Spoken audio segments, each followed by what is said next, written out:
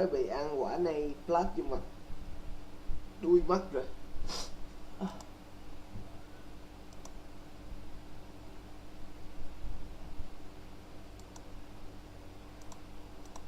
Oh, I become a dreamer. It's so dreamer like.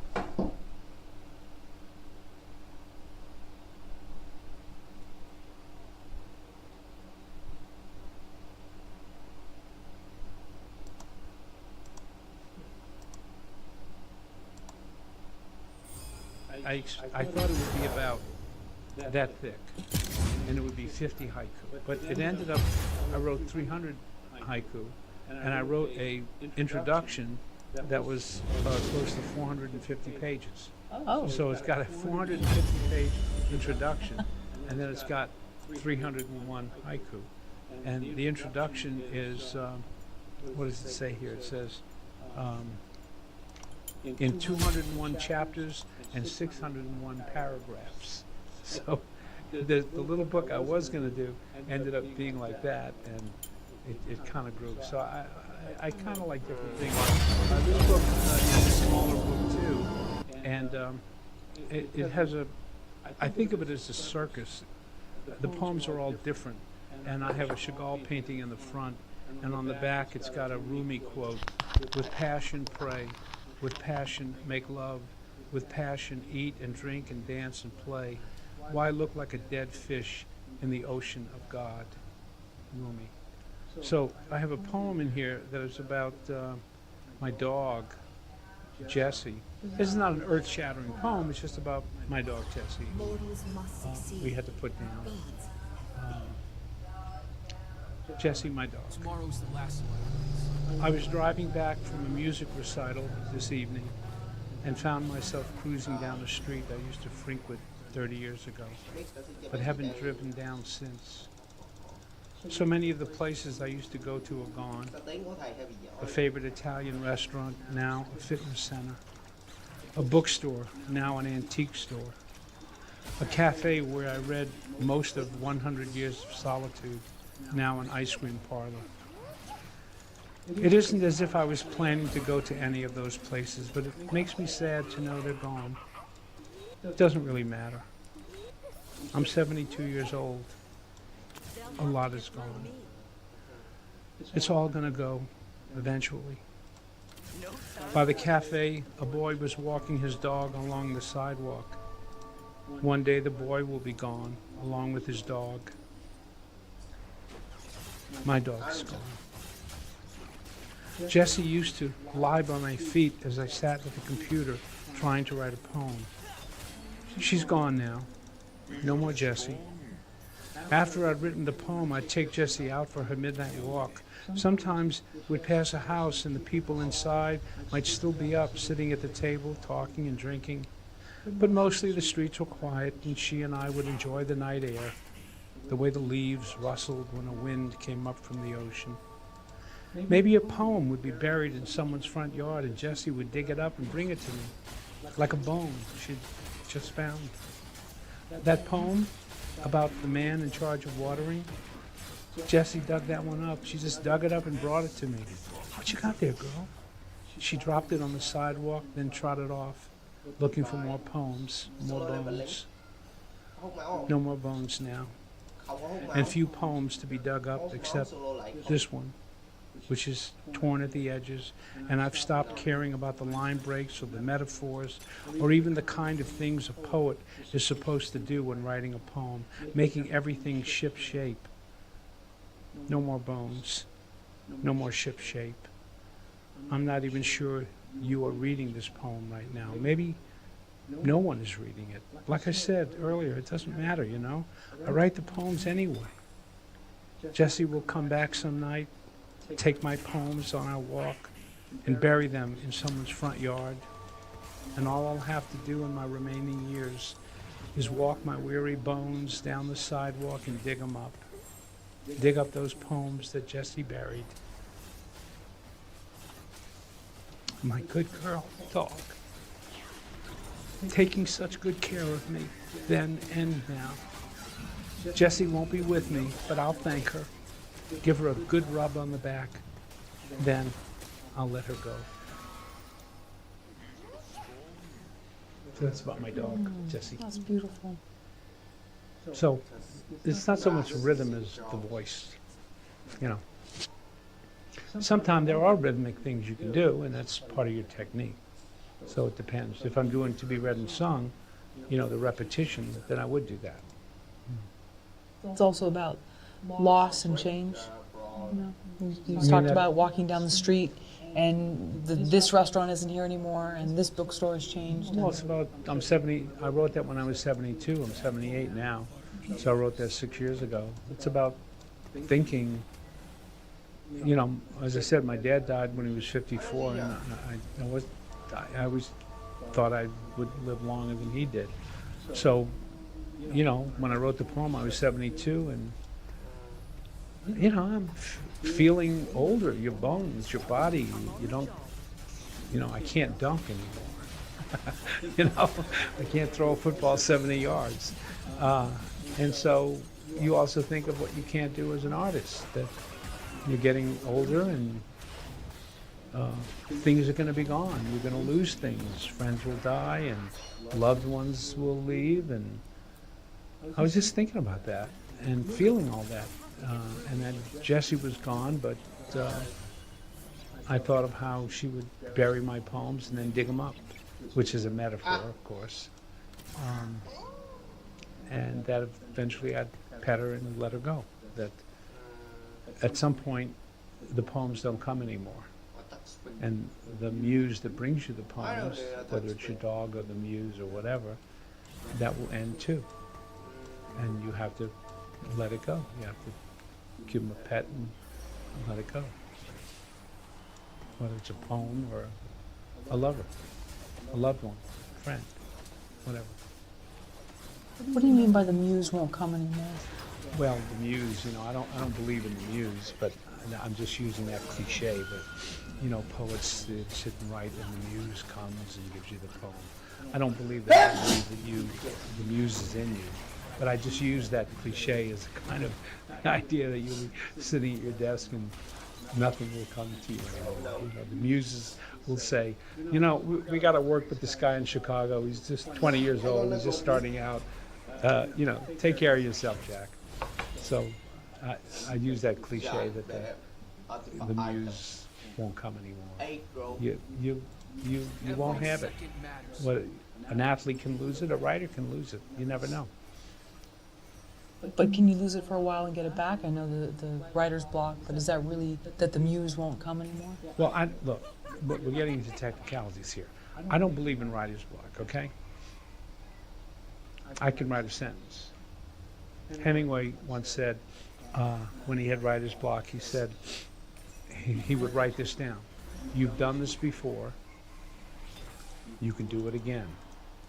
All you have to do is write one true sentence. He didn't mean true factually. He meant a sentence that was authentically spoken and real and not trying to be a writer and not trying to gussy it up, just saying the simplest thing you could say. You've done this before, you can do it again. All you have to do is write one true line. Well, I don't have writer's block. You know why? Because here's what I write. I got up this morning at 7 o'clock. I don't feel like writing today. I don't have anything to write about. It looks like it's going to rain, and later I have to go to Ralph's to get a chicken. Blah, blah, blah, blah, blah, blah, blah. I don't know what I'm going to write about, but I don't care. I'm going to write. Well, I don't feel like writing. I have nothing to write about. I feel like I have writer's block, but of course I never have writer's block. I don't know what it is, a big wooden thing inside my head. I mean, just write. You don't have to have a story. You don't have to have an idea. Just connect with that moment, and maybe you'll write crap, but you'll write. I don't believe in writer's block. I don't believe in the muse and inspiration and all of that stuff. I believe in the mechanics of art. I believe if you know how to hit a golf ball and you know how to shoot a basketball and you practice it 1,000 times, then even if you're not in the mood, you can pick up the damn ball and shoot a hoop. I can pick up the damn club and hit the ball. Maybe I can only hit it 10 feet because my bones are old and I'm tired, but I can do it. I don't have to have, I need to be inspired to play golf today. Imagine if a professional athlete said, I only play when I'm inspired. You know, there goes that $1 million contract. Why do people call themselves blocked writers? I don't know. I'm not their therapist. They're operating under an illusion. They're not very professional. Yeah, if I get an injury, I don't go and play that day. But if I'm not injured, I play. I don't feel like it, but I play. Because I got to play according to the schedule. So I can get up and write. I've done it before. I can do it again. All I have to do is write one true line. I got up this morning at 7 o'clock. I don't feel like writing today. As a matter of fact, I have nothing to write about. It looks like it's going to rain. And later, I got to go to Ralph's to get a chicken. Blah, blah, blah, blah, blah, blah, blah. It's not magic. Do you think people romanticize being a blocked writer? Makes them more tragic, makes them Maybe, get some sympathy? maybe. But if they write about it, that would be good. There you go. See, if you write about it, you know, I feel blocked today. All right? Write about it. I just think, you know, if you can physically hold the pencil or type at your keyboard, you can write something. What? But what happens is when you think of your product and your outline, how am I going to get from point A to B in my outline? Oh, where am I going to start? And what happens when the door closes? And oh God, I have writer's block. I don't worry about that. We don't care about plot, we care about the human being in the story. Yeah, the human being is what matters. If the reader doesn't care about the human being, they could care less about the plot.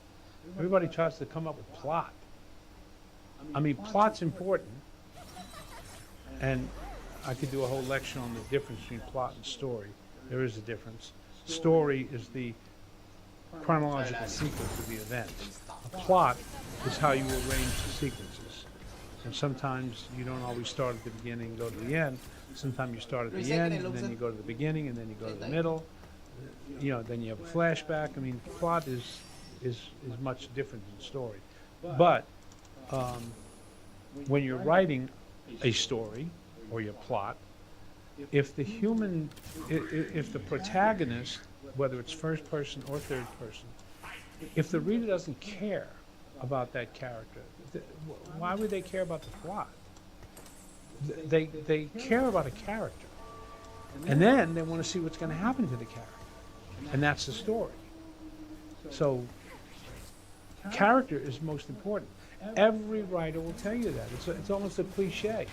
You grab any writer, any published writer off the street and say, what's the most important thing in every character? Now, once you've got your character will lead you to your story and to your plot. Even if you've already got it made up and figured out and outlined it, characters change their mind. Characters don't always do what you want them to do. They will tell you what they want to do and what they want to say.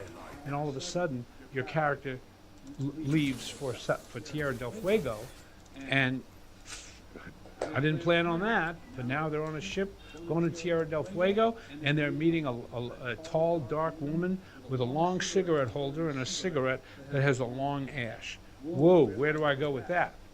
You don't know. It's accidental. So once you've got character, then the character will create your plot. And where does character come?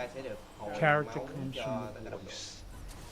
If you're in the deep voice, and the character is narrating from the deep voice, or the third person narrating from the deep voice, that creates compelling character. So voice creates character, character creates plot. And it can be no other way, right? Can't reverse. I would never say it can't be any other way. What I'm saying is that in general, if your story does not have a character that people relate to, your story isn't going to be enough. And the way you get people to relate to a character is through the authentic voice. They hear that intimate voice, and suddenly that character is real and is alive. But I'm not going to say it's the only way. It's the way I think it should be, because that will succeed for you. Like I said, I don't think there's a writer out there that will tell you character doesn't matter. They're going to tell you character matters. What are the steps to developing and building a character? I actually teach a class in that. Well, one, establishing the voice. How does that character talk?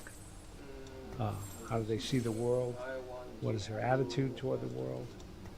And then you've got to collect a lot of details that I have my students make a character checklist. Not for any one character, but for any character. And you should be keeping this checklist for the rest of your life. Anytime you see something that looks interesting about a character, or you think about it, or you see it in a movie, or you read it in the book, make a note of it. And then when you start developing your character, riffle through your checklist and see what you got that's kind of interesting.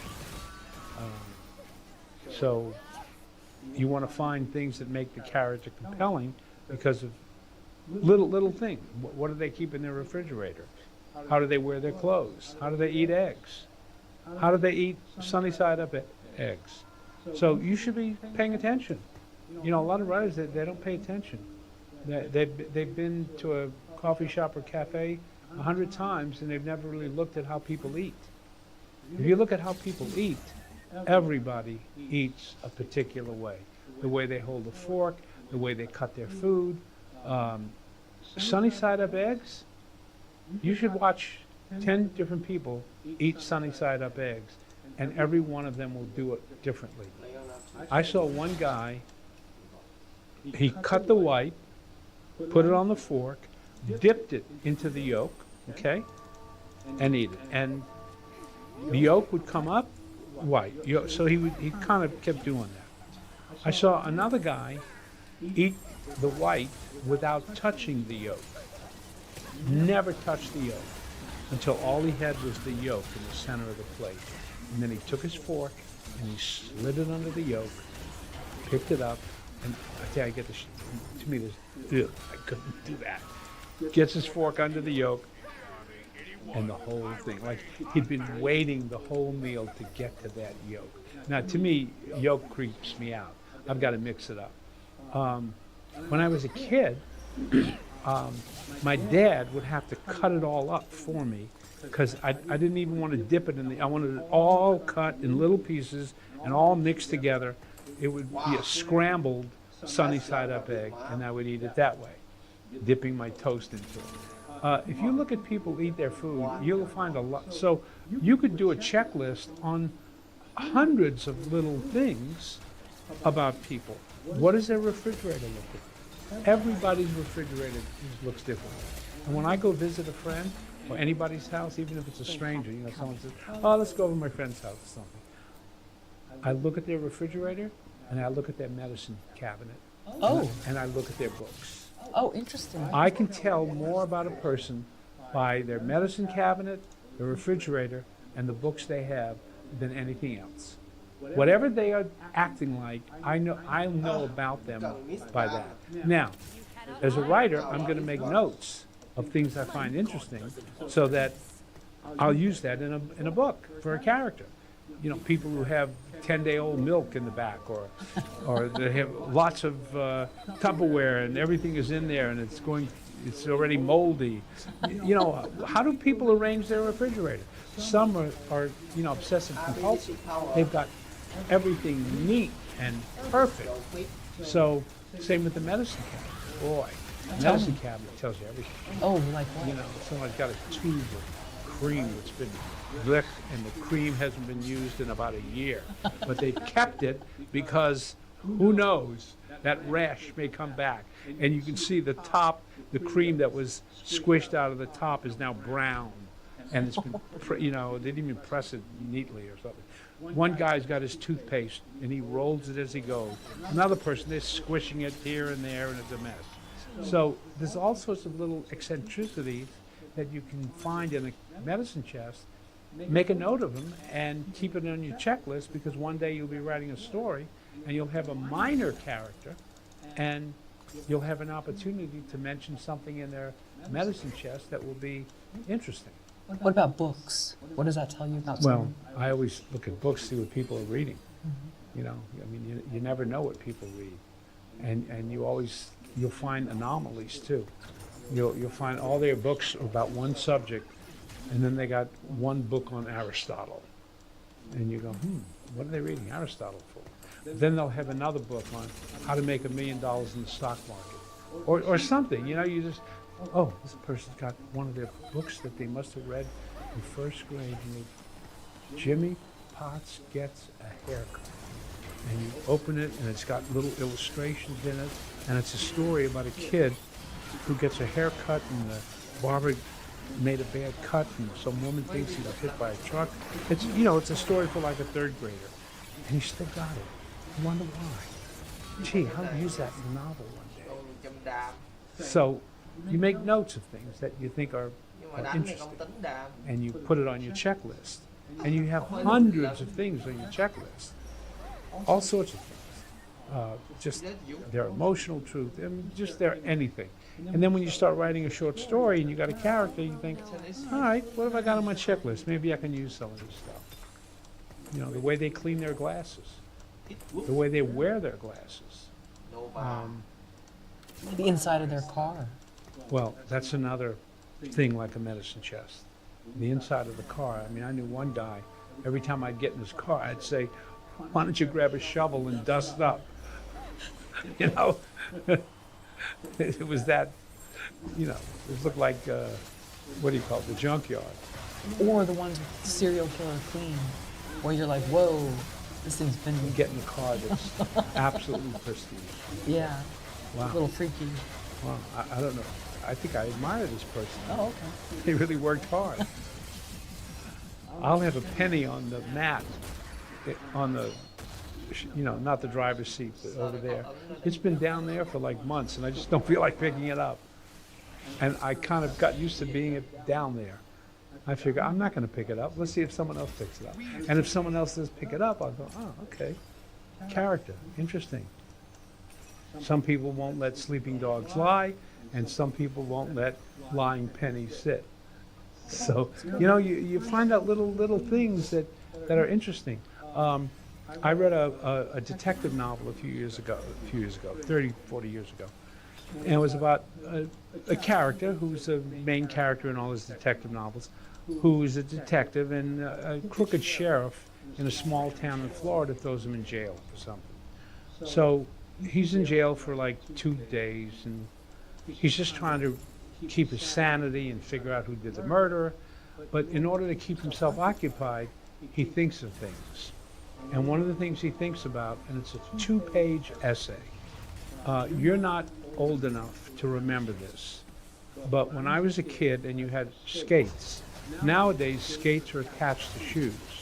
You just put your foot in the shoe that's got the roller skates attached to it. But when I was a boy, you had the metal skates that had little clamps on it, and it hooked to your shoes. Not tennis shoes. You had to have shoes that had, rims on them that you could hook it on. And then the way you would tighten it would be with a little thing that looked like a little wrench called a skate key. And you always had to have the skate key with you, because you never knew when it would change and the skate would fall off, and you'd have to unscrew it, put it back on your shoe, and then screw it again. So where did you keep that skate key? Well, 90% of the kids who skated took the skate key, there was a little hole in it, and they put a string in it, and then they would tie the string around their head, and the skate key would hang here. He wrote 2 pages on a skate key. I don't remember anything about that novel, except that essay on a skate key. It has nothing to do with the story, totally irrelevant to the story, except it tells you something about his character. And it became interesting. So Little things can be very fascinating in books, even a detective novel where I remember that and I've forgotten everything else. The latchkey kids used to have the string. You know, you could always tell in the 80s, the latchkey kids, Yeah, you know, and the latchkey kids would have a string with the key. right. Exactly. And we were told to hide them so that people didn't know that Right. you'd be going home alone. Right. Yeah. My observations. Yeah. And an extra quarter in your pocket in case you have to call your mom. Right, for a payphone. Yeah. Now every kid's got an iPhone. Sure. I remember driving around somewhere where I was because I had to call my wife or maybe the person I was living with. I had to call him to tell him I was going to be late. And you're looking for a little payphone. Sometime in a movie when that happens, I'll think to myself, why don't they just call them on their iPhone? And I go, oh, it's 1972. There is no iPhone. Yeah. I remember being on the phone trying to call my grandmother, letting her know, quote, everything was okay.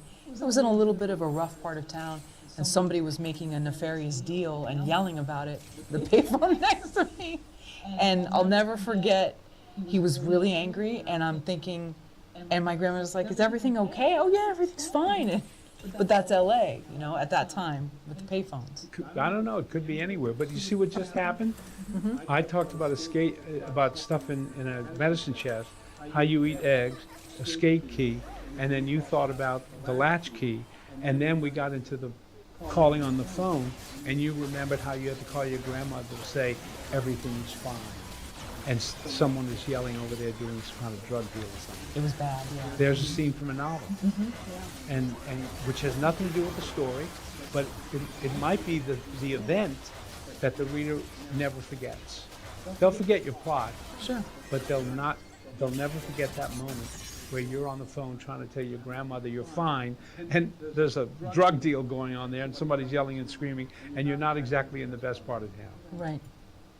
Because a phone is a phone. Yeah, oh yeah. You found a phone, go make the call. They used to have 3 in a row, you know, you'd go, and then this Right. person came after I already got on the call. And, Right. I'll bet you $100 that if I give a young person today a quarter and say, there's a payphone, I want you to make a call on the payphone, okay? They put the quarter in, and dial the number. Hi, hey, Bill? Yeah, I'm calling from a payphone. We have a bet going here, okay? All right, I'm fine. Okay, hang on. None of them will check the little coin thing to see if the quarter came back. right. But when we did it, when we were young, you did it. Oh, yeah. Because sometimes the quarter would drop back into that little thing and you'd get your quarter back. Right. It was such a treat. But they wouldn't do that because it wouldn't even occur to them. I'm dying. Sure. But those are little details too that Details. Every writing teacher will tell you details. What's the first writing exercise you give to your students? They read the first 3 chapters of the method writing book, and they have to write a journal entry in which they write like they talk. How long is the journal entry? It could be 500 pages, but for the sake of the class, they can only read 2 pages. Because otherwise, they could be reading 100 pages and would be there all night.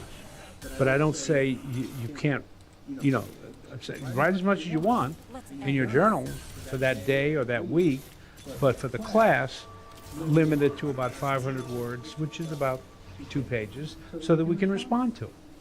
Which is 500 is a pretty good normal chunk. But just a journal entry, just write like you talk. I want to hear your voice. If you're not writing like you talk, we will point out those sentences where you had, he skillfully said, adverbs, adjectives, all that writerly stuff. We'll point it out, and we'll try to get you not to do that. And then, in anticipation of the next chapter, we start identifying transformation lines. And then the following week, they have to write a journal entry, writing like you talk, but massaging a transformation line. And sorry, the transformation line again is? I was hiding the birthday cake. Get rid of the birthday cake. What's the story of your life and the truth of who you are? I was hiding. I didn't want people to see me. I was afraid they wouldn't like me. If they saw who I was, they would hate me. I'm not a good person. I'm a bad boy. Well, I was hiding, ends up I'm a bad boy. Because I remembered being locked in a closet. I'm a bad boy. That's the bottom story of my life. I'm hiding because I don't want people to see me. I don't want people to see me because they'll know who I am. If they see who I am inside, they would know I'm a bad person. And then suddenly it came to me, I'm a bad boy. Well, that's a long way from I was hiding. I'm a bad boy. And then from I'm a bad boy, I'm stuck, which is where you ended up. So I'm teaching them how to massage the transformation line. Then we do the image moment for 2 weeks because it's hard. And then we do something called dreaded association, which is another 2 weeks. Again, too complicated to go into now, but it was originally called the association exercise. And when I would assign it to people and they would read it, they would get notes from their mother as to why they were sick and couldn't come to class. Because they would dread it so. So then as a joke, I called it the dreaded association exercise. And that's what we call it.